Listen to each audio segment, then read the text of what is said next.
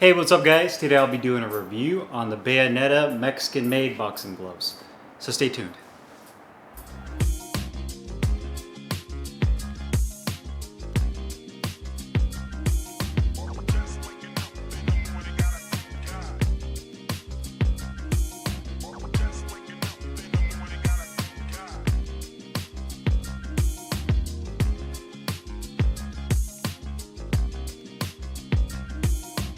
Hey guys, Carlo here, and today I'm doing a review on the Bayoneta Mexican-made boxing gloves. I got mine in the red and gray colorway.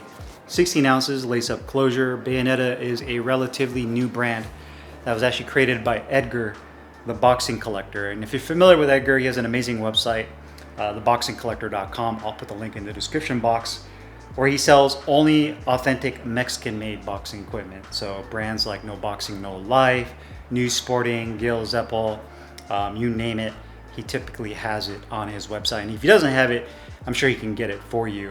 So he essentially took his experience and his expertise in Mexican-made boxing equipment and decided to create his own brand, Bayoneta. Like the other smaller boutique brands, Bayoneta is essentially made in smaller batches. So it's kind of like a custom-made glove. It's not like a lot of the other gloves that are made in Pakistan where they'll make one colorway and they'll make it in multiple different sizes and have a lot of inventory. That's not the MO when it comes to these smaller Mexican boutique brands. So it's kind of seasonal in the fact that you may find different colorways available throughout the year that you may not find earlier in the year or later in the year, just depending on what that manufacturer decides to make. So I got these in this red and gray 16 ounce lace-up colorway. If you wanted to get this in Velcro, you could. If you wanted to get it in a smaller size, you could. You would just have to reach out to Edgar. If you want like this red and gray colorway and it's not on his website, I'm sure he can get it for you. There may just be a little bit of a delay when it comes to manufacturing the glove and getting it to you.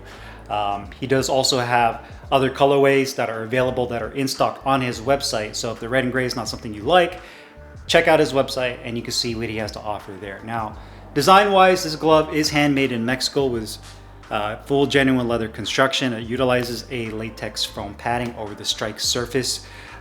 This is essentially a standard Mexican style puncher's glove. So definitely softer over the knuckle area. If you're the type of person that loves that pop and feedback, that loves to feel your knuckles really sink in, you want to feel like you're really landing on your target, then this would be definitely a good glove for you. Like a lot of other Mexican gloves, it does have a longer cuff, has more of a tapered conical shape to it when you're looking at it. So it's definitely a longer cuff. For those of you that don't like longer cuffs, it's just one of those things with these Mexican style gloves. They tend to run a little bit larger in that regards, but that's just kind of the style that comes with this style of glove. When you're looking at the leather, it has more of a satin finish to it. You can see over the strike surface where I've been landing punches, it's starting to wrinkle up, and it has a little bit of fade right there on the strike surface. But again, that's just something to expect when you're using your boxing gloves. So nothing out of the ordinary, but you do have that nice satin red leather. The gray has a little bit more of a duller matte finish to the gray. You also have a white attached thumb. On the palm side, you have a really nice large solid grip bar. It doesn't sink in when you push down on it. And double stitching throughout. White piping around the thumb. Red piping on the palm side where the laces go through. Nice long black laces with plastic tips. Back here you do have the triple cuff design that says Bayoneta, made in Mexico. That's stitched in right there. No sharp edges. It feels really smooth. And you also notice, just like a lot of Mexican gloves, you also have the welted seams. So you have the extra leather that is sandwiched in between those two pieces and then stitched in to really give it that nice durable feel. And you have that throughout the entire glove. So in between where the thumb meets the back of the glove, right here between the wrist support and the upper portion of the glove and down, you also have the welted seams. Wrist support wise, you have maybe an inch to an inch and a half of maybe softer density foam padding on the inside of the wrist on both sides. So that's really nice.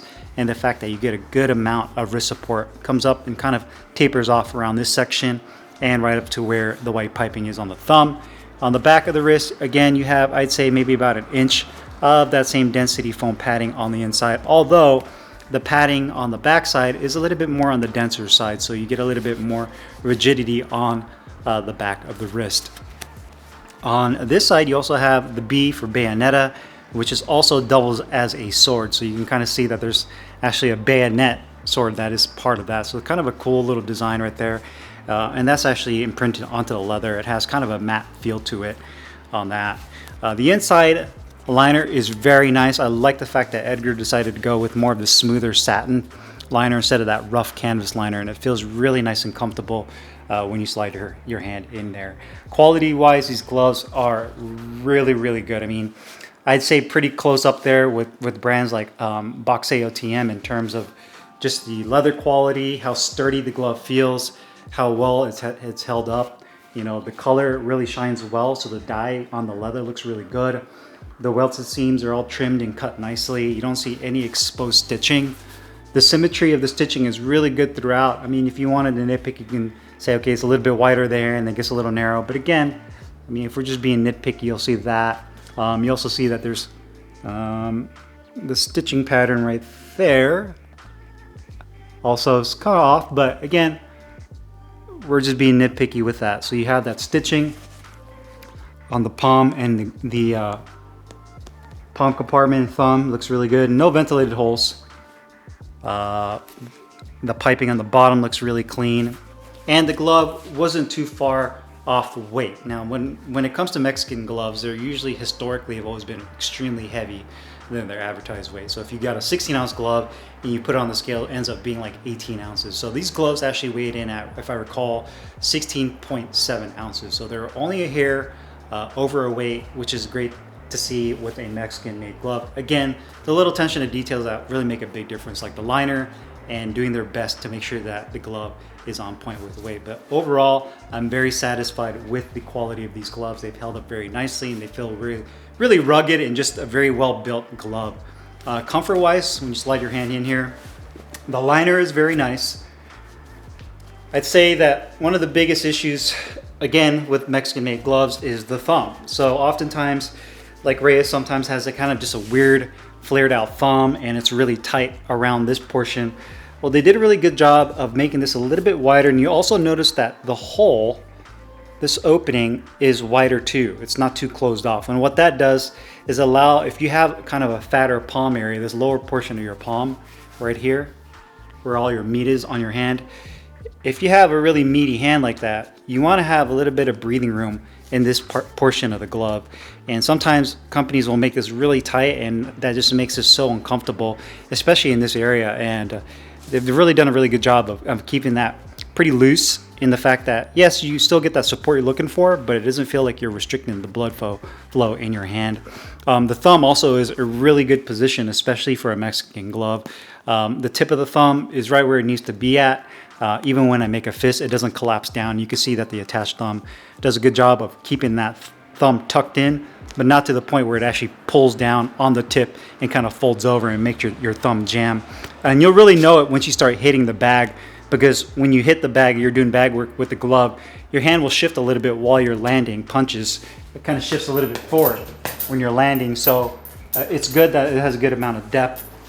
It is a little bit of a roomier glove, again, like other gloves like Zeppel and Gill. So do keep in mind that it is on the roomier side. If you want something a little bit more compact, where you don't have as much side-to-side wiggle room, maybe go with something a little bit smaller. If you're going to use it primarily maybe for bag work, I would say maybe a 14 or a 12 ounce glove would be better suited for you in that regard if you want a little bit more of a snug-like feel. But the grip bar feels really good. The glove does have a little bit of a break-in period. It's not the most softest glove, but it's also not the most stiffest glove either. I'd say it's right there in the middle, but the more you use these gloves, the more they really soften up, especially that latex foam. The finger compartment, one other thing I like is they actually use, it's not even felt, it almost feels like a neoprene instead of a felt pad right here on the tip where the welted seam is, where the stitching meets the red and the gray leather. And again, great idea. I love the fact that there's these little small details, these little design cues that they've taken and improved on. And I love the fact that they use a little bit of neoprene right there that acts like a secondary grip bar, and it's not too tight in the finger compartment. So if you were to essentially take a Mexican glove with the features that annoy you, like, okay, the liner is really rough and the hand compartment's way too wide and the thumbs flares out, it's kind of awkward, I feel like this glove they've really kind of tweaked those little areas and really improved that. So overall, very comfortable. The hand compartment is a bit wide for my hands, a little bit roomy, even with hand wraps on. But again, that's kind of the traditional Mexican style glove. I would recommend going with something a little bit smaller if you're gonna just use this for like hitting the bags or hitting the mitts, if you want something more compact. And you can also see it does have a longer cuff. Protection and performance wise, these gloves are a puncher's glove. So, you know, if you're using it like I would be on this heavy bag and you land some pretty solid punches, you can definitely feel that you're landing, but it actually feels good. I mean, once it breaks in, that latex foam does a really good job of telling you if you're punching correctly or not, essentially, because of how you're landing on your punches. Is it the most shock absorbing glove in the market? No, but you know what you're getting when you buy these type of gloves.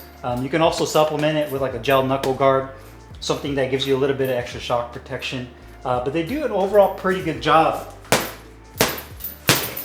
As far as bag work goes, you know, you could use these for sparring. I feel like they're, you know, not too hard and not too soft for sparring. So they do make a really solid sparring glove.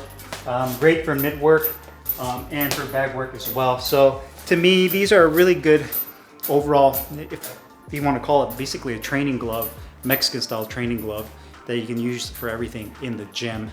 And for me personally, I love using these on the bag because you get really nice, that crack you're looking for when you're hitting the heavy bag, which is really satisfying when you're using this type of glove. Cost wise, these gloves start at $219. They just recently had a sale, I believe for Black Friday, but that's over now. But these are basically $219 where they start at, and it goes up from there. They do have metallics and some custom colorways that is a little bit more expensive. I can't remember, like $260. Just go to the website, you can check it out there. But they start at $219. You know, compared to some of the other Mexican made gloves, I'd say that this is right, I'd say a hair more expensive than I would like it to be.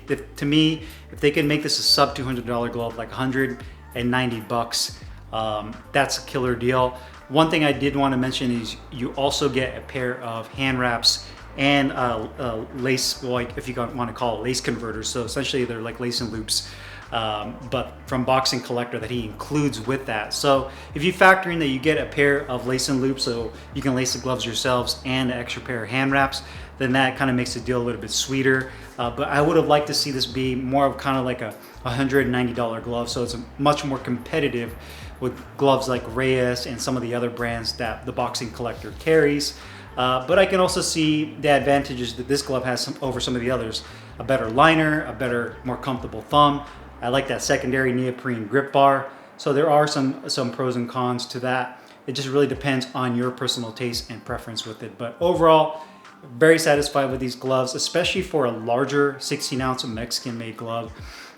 You typically get a glove that's uncomfortable with a weird thumb, that's too roomy on the inside. With this glove, I think they've done a really good job of improving on those small little details. So if you guys have any questions or comments, make sure you guys leave them down below in the comments box. I'll put the link in the description box where you can find these Bayoneta boxing gloves, and I'll see you guys later. Take care.